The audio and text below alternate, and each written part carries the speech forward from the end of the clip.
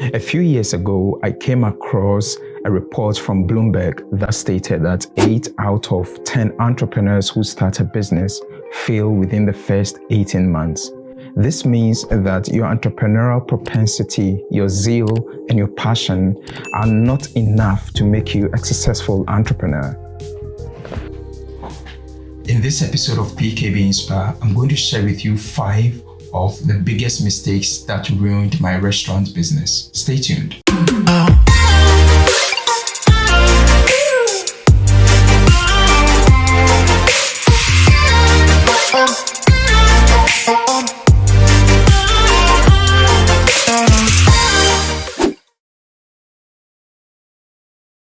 As some of you may already know, I started a restaurant business when I was pursuing my MBA in logistics and supply chain management. I relocated to a hostel that was a bit secluded from the main campus of KNUST.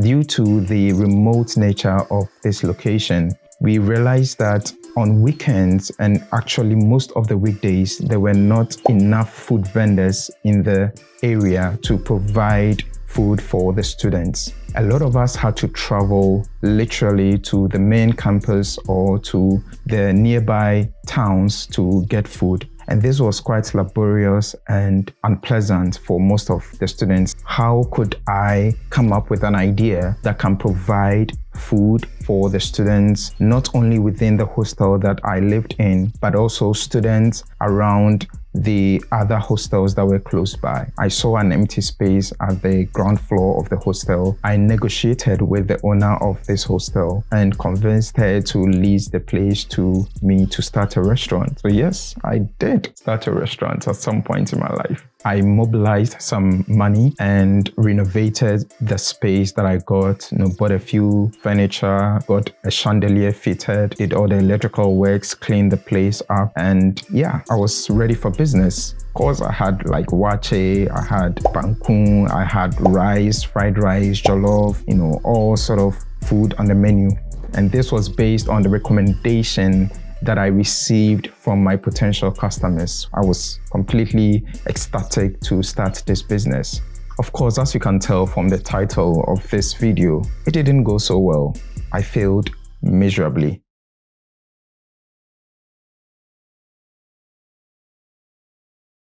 Mistake number 1, passion over planning. Immediately I saw the opportunity, I was just ecstatic and I had adrenaline pumping through my body. And I just knew that this was a business opportunity. If I was able to start a restaurant in this huge hostel, 5 or 6 floors with hundreds of students, then of course I could create a business and also make some money.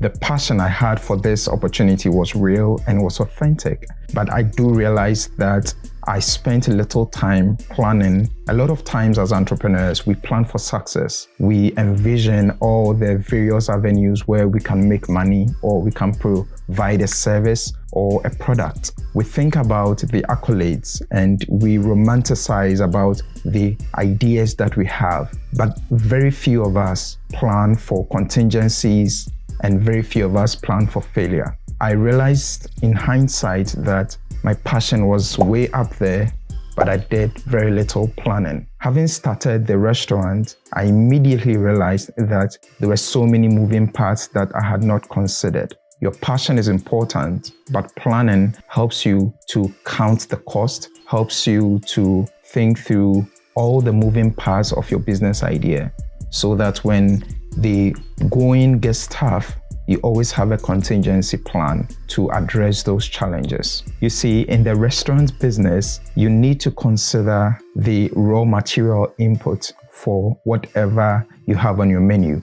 And this I underestimated. Let's put it bluntly, I did not plan for this. How do I get raw materials at the optimal quantity such that I don't buy too much of the raw materials because I did not have enough storage space, and I also don't buy too little so that when food is being prepared, we run out of raw materials. This made the raw material input very expensive and not viable as a business. Whenever you identify a gap in the market, ask yourself, Is there a market in that gap? That is what I failed to do.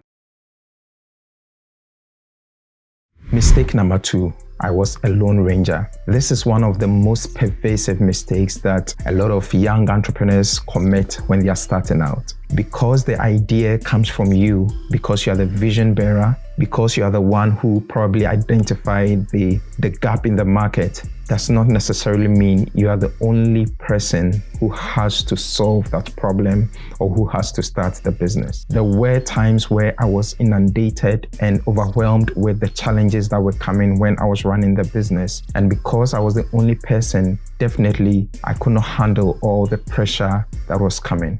Having tried all avenues to find a reliable cook and someone I could afford, eventually I had to rely on my next door neighbors at the hostel, Yasmin and her roommates, who eventually, although they were students, decided to help me on a part-time basis to cook the food I had on my menu. There was no way I could have been the cook, I could have been the waiter, and also managing all the other moving parts of the business.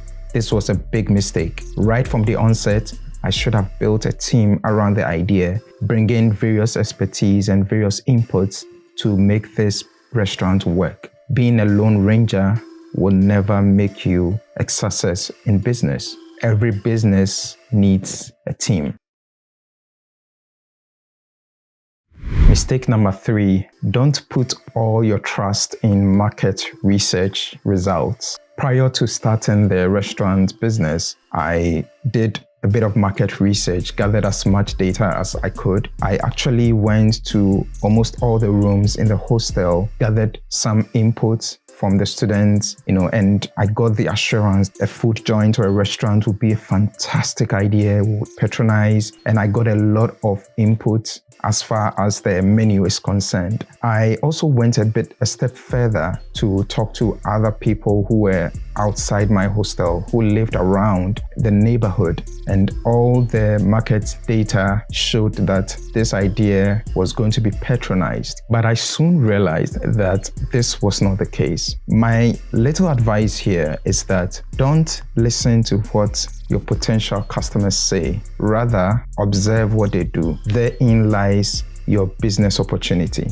You see, all the assurances I received was pointing to the fact that if I opened this restaurant in this hostel, they were going to patronize. However, in hindsight, I do now realize that their behavior or attitude was different. What do I mean? Yes, the food idea was definitely a viable business idea. However, almost 90% of the students that lived in my hostel always ordered for food to be delivered to them. At the initial stages, I was expecting them to come from their rooms, just come downstairs, buy the food, get to network and interact with other students. I was wrong. They preferred ordering food. So of course, eventually I had to add food delivery to my services, but it was a bit too late when I discovered this. So observe your potential customers, observe their behavior, and not just what they say. My rule of thumb is that 30% of what they say is actually what they mean, but 70% of how they behave will give you a lot more data to work with. Mistake number 4, I failed to promote the business. I was of the view that my immediate customers were less than 2 minutes away. Actually, they were in the same building as my restaurant. And so I presumed that because these students, 100 students, were in this confined space, they were automatically going to patronize my services. What I failed to understand was that people are not so predictable. If you do not sell what you have to them, they definitely will not be eager to engage your product or your service. I was just expecting that the lack of food vendors in the neighborhood would automatically translate into sales for my business. That was a grave mistake. No matter how ingenious your product is, or no matter how groundbreaking your idea is, you need to promote that product or service. I did not do that.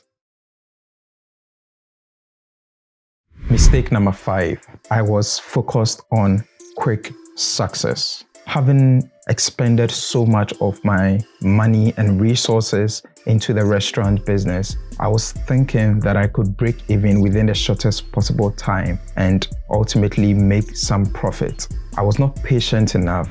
The reason why I ultimately decided to give up on the restaurant business was that I did not have the patience. Think about the long term. Of course, there are quick wins in the short term, but as an entrepreneur, your focus should be the long-term success of your business. You need to have in mind that as a business owner, as an entrepreneur, you would make some mistakes. I do hope that I made those mistakes on your behalf so you don't have to repeat them. If you own a business, if you are starting out as an entrepreneur, if you have an idea that you want to implement, spend time to plan, build a team around that idea, be patient, think through the long-term impact and the long-term returns of your business. And of course, don't go to the battle alone.